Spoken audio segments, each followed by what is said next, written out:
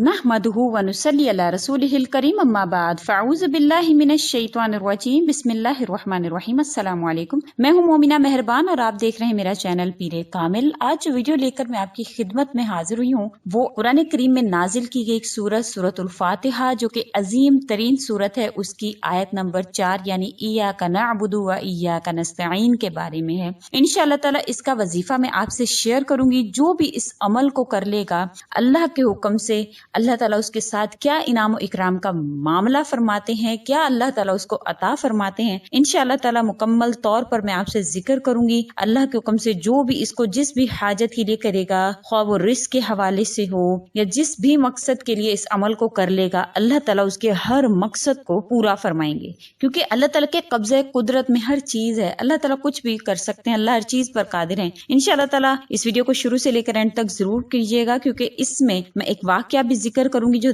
दाऊद अलैहिस्सलाम के दौर का है। इंशाअल्लाह ताला आपको उसका बहुत फायदा हासिल होगा, अल्लाह के हुक्म से आपके ईमान में इजाफा होगा। तो वीडियो को शुरू से लेकर एंड तक जरूर देखिएगा। वीडियो जिक्र करने से पहले अगर आप हमारे चैनल पर नए हैं या आप मुझे पहली मर्तबा सुन रहे हैं तो मेरे चैनल को सब्सक्राइब जरूर कर दीजिए और मजीद अपडेट्स हासिल करने के लिए सब्सक्राइब के बटन के साथ जो बेल नोटिफिकेशन का बटन है उसको जरूर प्रेस कर दे, ताकि हमारी हर नई वीडियो आपके पास नोटिफिकेशन की सूरत में पहुंचती रहे। इसके अलावा हमारे फेसबुक के पेज आई लव पीरे कामिल को भी जरूर लाइक कर दें, उसका लिंक जो डिस्क्रिप्शन में मौजूद है।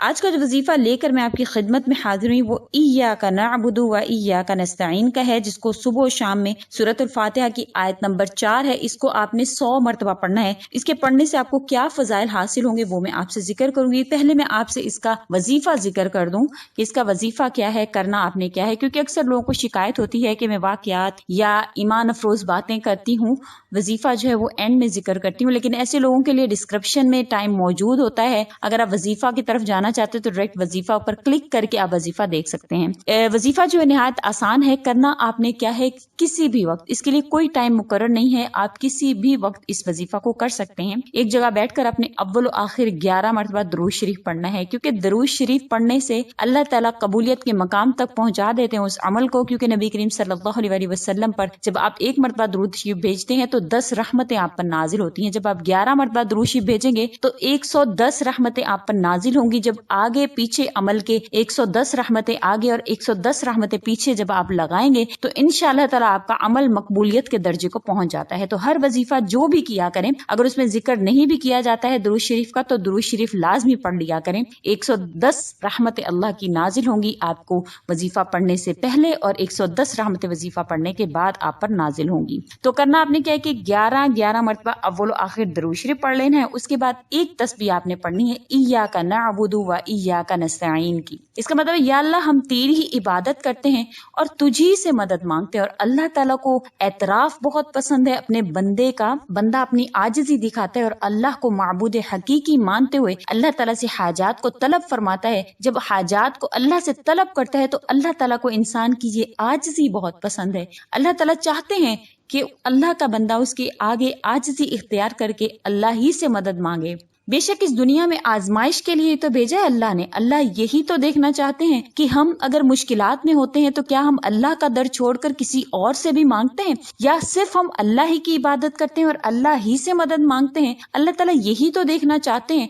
मुश्किलात, इंसान पर ऐसे हालात अल्लाह ताला तभी भेजते हैं जब अल्लाह ताला हमें आजमाना चाहते हैं। हर एक पर आजमाइश आती है, तो ऐसे वक्त में डट के खड़े रहना और सिर्फ अल्लाह की इबादत करना और अल्लाह ही से मदद चाहना, यही असल मोमिन जो है वही होता है जो मुश्किल हालात में भी अल्लाह की रस्सी को मजबूती से थामे रखे और अल्लाह ही के आगे झुके और अल्लाह ही से मदद मांगे। तो आपने इस आयत को 100 मरतबा पढ़ना है। जब इंशाअल्लाह 100 मरतबा इस आयत को पढ़ेंगे तो दिल में इस आयत पर भरपूर यकीन करते हुए आप इस आयत को पढ़ेंगे।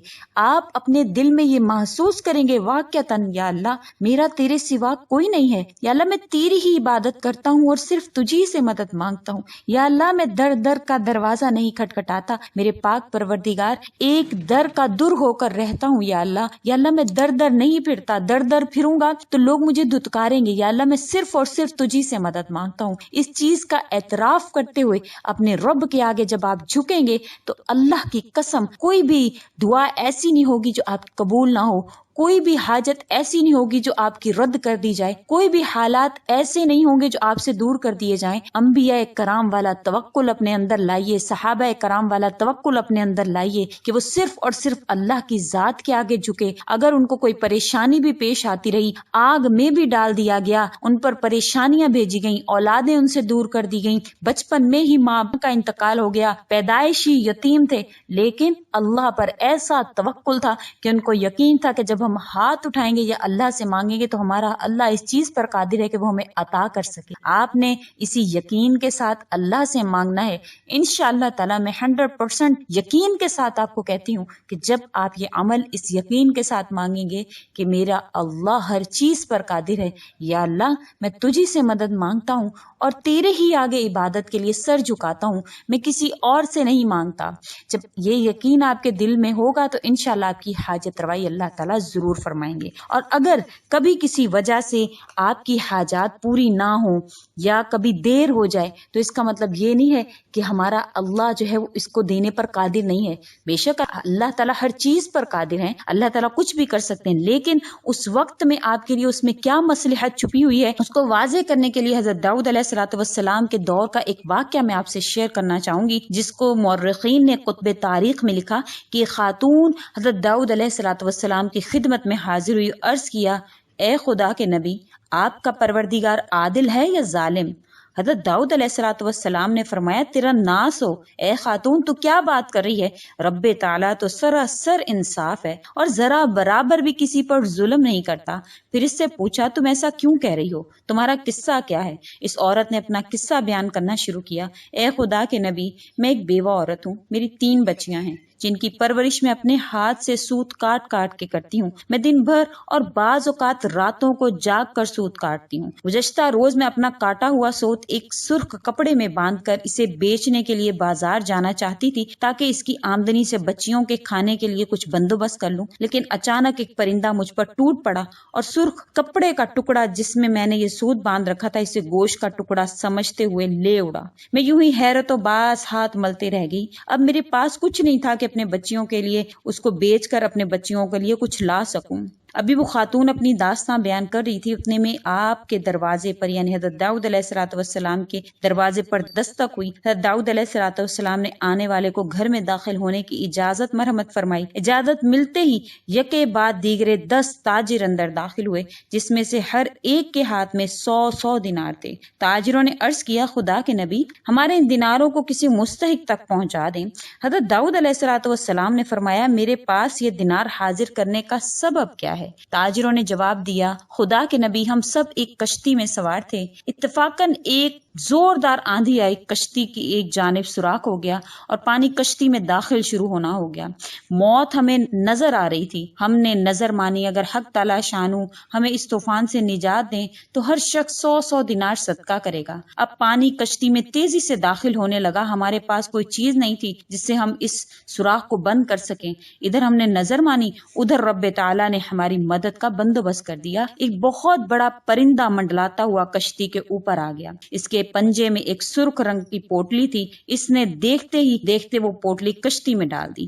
ہم نے لپک کر اس پوٹلی کو اٹھا لیا، اس میں کاتا ہوا سوت تھا، ہم نے فوراً اس سے کشتی کا سوراخ بند کیا اور ہاتھوں سے کشتی کے اندر کا پانی نکالنا شروع کر دیا۔ تھوڑی دیر میں وہ طوفان بھی تھم گیا اور یوں ہم موت کے منہ سے واپس آئے ہیں۔ اب یہ صدقے کی رقم آپ کے ہاتھوں میں ہے، آپ جسے چاہیں اس کو دے دیں۔ یہ قصہ سن کر حضرت داؤد علیہ السلام اس عورت کی طرف متوجہ ہوئے اور فرمایا تیرا پروردگار تیرے لیے بحر و بر میں تجارت کر رہا ہے اور تو اسے ظالم گردان رہی ہے۔ پھر آپ نے وہ دینار اس کے حوالے کیا اور فرمایا جاؤ اسے اپنی بچیوں پر خرچ کرو۔ ایسا نہیں ہے کہ آپ کو کوئی حاجت آپ کی وقتی طور پر اسی وقت پوری نہیں ہوتی تو اس کا مطلب یہ نہیں ہے کہ اللہ تعالیٰ آپ کے لیے وہ چیز دینے پر قادر نہیں ہے۔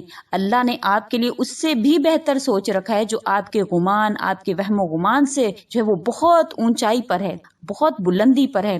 بے شک میرا اللہ ہر چیز پر قادر ہے۔ اگر آپ وہ کم چیز مانگ رہے ہیں، اللہ اس پر بھی قادر ہے کہ آپ کو وہ کم تر چیز دے، لیکن اللہ نے آپ کے لیے اس سے بہتر سوچا ہوا ہے۔ یہ آپ کے وہم و گمان میں بھی نہیں ہے، جس طرح اس بیوہ عورت کے وہم و گمان میں نہیں تھا کہ چند دراہم میں بکنے والا اس کا وہ سوت اس کو دیناروں میں ہزاروں دیناروں میں اس کو بک جائے گا۔ تو اللہ کی ذات پر توکل کا یہی مطلب ہے کہ جب اللہ سے مانگا جائے، اللہ کو قادر مطلق مانا جائے، تو اس چیز پر یقین رکھا جائے کہ میرا اللہ ہر چیز پر قادر ہے، وہ مجھے بہتر سے بہترین دینے پر قادر ہے۔ جب یہ وظیفہ کریں تو اپنے دل سے تمام شکوک و شبہات کو نکال کر اللہ کی ذات پر یقین کرتے ہوئے اس عمل کو کیجیے گا۔ انشاءاللہ تعالی کبھی ایسا نہیں ہوگا کہ آپ عمل کریں اور آپ کو نا امیدی کا منہ دیکھنا پڑ جائے، آپ کی کوئی حاجت کبھی بھی رد ہو۔ انشاءاللہ میرا اللہ ہر چیز پر قادر ہے، اللہ تعالی ہر چیز دینے پر قادر ہے، اس یقین کے ساتھ کہ انشاءاللہ آئندہ آپ ایسے ہی کریں گے کہ جب بھی کوئی عمل کریں گے تو اللہ پر توکل کرتے ہوئے، جب اللہ نہ بھی دیں تو اللہ کی تقدیر پر راضی ہو کر کہ میرا اللہ بہتر سے بہترین عطا کرے گا۔ انشاءاللہ تعالی آئندہ بھی ایسی ویڈیوز لے کر آپ کی خدمت میں آتی رہوں گی۔ امید کرتی ہوں کہ آپ کو میری یہ ویڈیو اچھی لگی ہوگی۔ اچھی لگی ہے تو لائک ضرور کر دیں، شیئر بھی آگے کر دیں، اور مزید اپڈیٹس کے لیے میرے چینل کو سبسکرائب بھی ضرور کر دیں۔ اسی کے ساتھ اجازت چاہتی ہوں۔ وآخر الدعوانا ان الحمد للہ رب العالمین۔ اللہ حافظ۔